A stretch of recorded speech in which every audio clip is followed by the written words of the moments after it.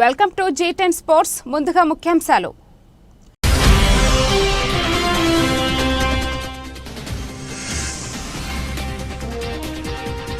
నేటి నుంచి వాంఖడేలో అందుబాటులోకి రోహిత్ శర్మ స్టాండ్.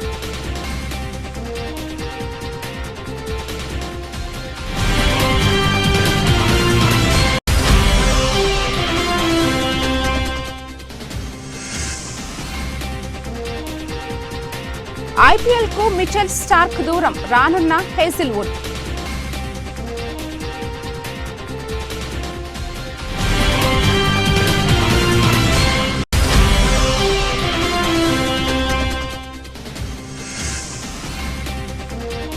షఫాలీకి చోటు అరుంధతి శ్రీచరణ్ ఎంపిక. ఇంగ్లాండ్లో భారత మహిళల టూర్.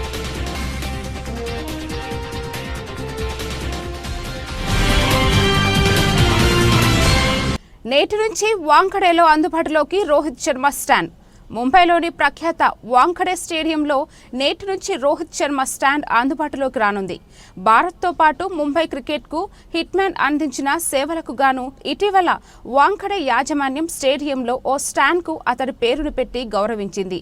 ఇది ఇవాల్టి నుంచి అందుబాటులోకి రానున్న క్రమంలో ముంబై ఇండియన్స్ స్పెషల్ వీడియోను ఎక్స్ వేదికగా షేర్ చేసింది. దీంతో ఈ వీడియో ఇప్పుడు సోషల్ మీడియాలో వైరల్ అవుతోంది. ఇక ఇటీవలే హిట్మ్యాన్ టెస్ట్ ఫార్మాట్కు వీడ్కోలు పలికిన విషయం తెలిసిందే. గతేడాది T20 ప్రపంచ కప్ గెలిచిన తర్వాత పొట్టి ఫార్మాట్కు కూడా రిటైర్మెంట్ ప్రకటించాడు. దీంతో ప్రస్తుతం రోహిత్ టీమిండియా తరపున బరిలోకి దిగేది కేవలం వన్డే ఫార్మాట్లోనే. 2027లో జరిగే వన్డే వరల్డ్ కప్ లక్ష్యంగా అతడు తన ఆటను కొనసాగించే ఉద్దేశంలో ఉన్నాడు. ప్రస్తుతం జరుగుతున్న IPL 18వ సీజన్లోనూ హిట్మ్యాన్ అద్భుతంగా రాణిస్తున్న విషయం తెలిసిందే.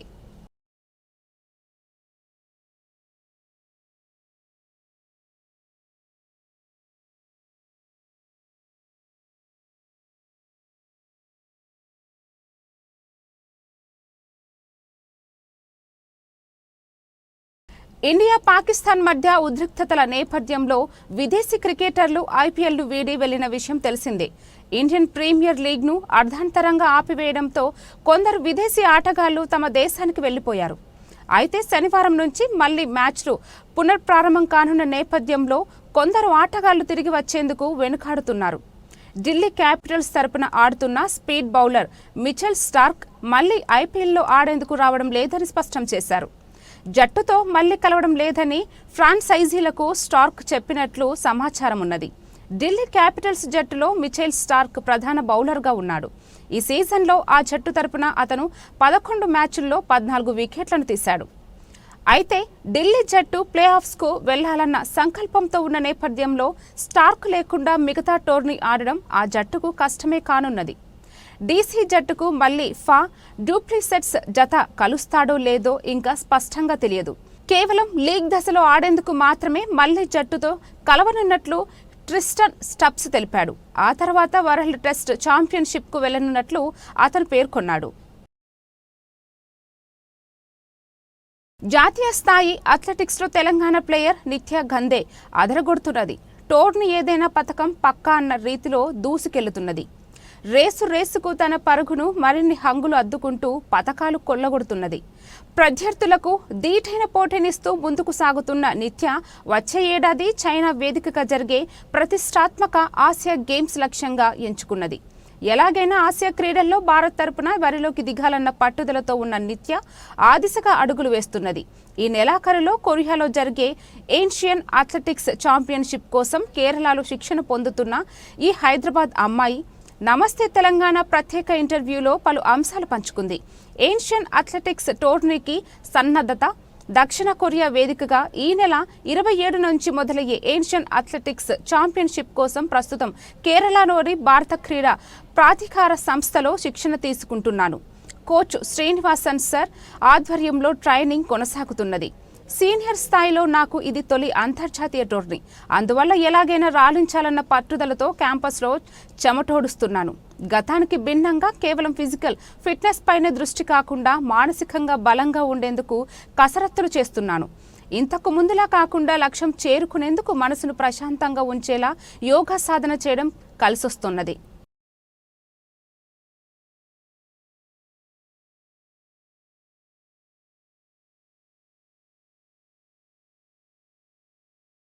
తమిళనాడుకు చెందిన ఎల్.ఆర్. శ్రీహరి గ్రాండ్ మాస్టర్ హోదా పొందిన 86వ భారత్ ఆటగాడిగా నిలిచాడు.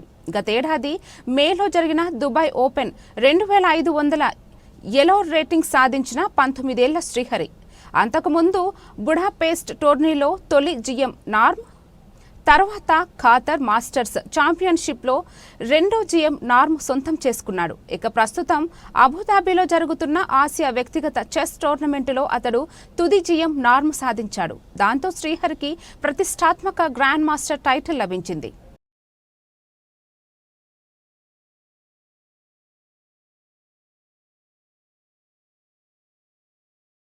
ఇంగ్లాండ్లో ఆ జట్టుతో పరిమిత ఓవర్ల సిరీస్లో తలపడే భారత మహిళా జట్లను గురువారం ప్రకటించారు. ఈ పర్యటనలో భాగంగా భారత్, ఇంగ్లాండ్ జట్లు 5 టీ20లు, 3 వన్డేలలో తలపడనున్నాయి. వచ్చే నెల 28న ట్రెంట్ బ్రిడ్జిలో జరిగే మొదటి టీ20తో భారత్ పర్యటన ప్రారంభమవుతుంది. ఇక రెండు జట్లు హర్మన్ ప్రీత్ కౌర్ కెప్టెన్గా, స్మృతి మందన వైస్ కెప్టెన్గా వ్యవహరించనున్నారు. ఇక 7 మాసాల విరామం తర్వాత ఓపెనర్ షఫాలి వర్మకు జాతీయ జట్టులో చోటు దక్కింది. ఫామ్ కోల్పోయిన షఫాలి గతేడాది అక్టోబర్ తర్వాత బెర్త్ టీమిండియాలో దక్కించుకోలేకపోయింది. కాగా రెండు జట్లలో తెలుగు క్రికెటర్లు అరుంధతి రెడ్డి, శ్రీచరణి ఎంపికయ్యారు. ఇటీవల శ్రీలంకలో జరిగిన ముక్కోణపు వన్డే టోర్నీ గెలిచిన భారత జట్టుకు అరుంధతి, శ్రీచరణి ప్రాతినిధ్యం వహించిన విషయం తెలిసిందే. వార్తలు ముగించే ముందు మరోసారి ముఖ్యాంశాలు.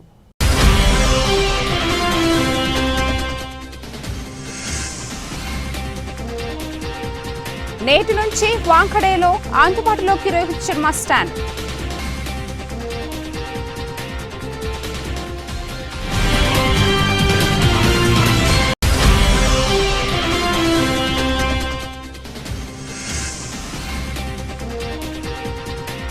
ఐపీఎల్కు మిచెల్ స్టార్క్ దూరం, రానున్న హేజిల్వుడ్.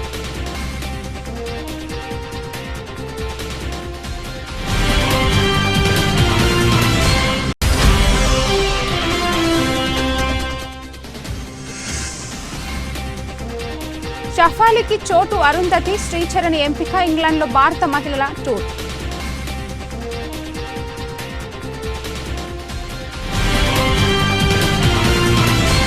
ఈ వార్తలు ఇంతటితో సమాప్తం. తిరిగి రేపటి వార్తల్లో మళ్ళీ కలుద్దాం. అంతవరకు సెలవు.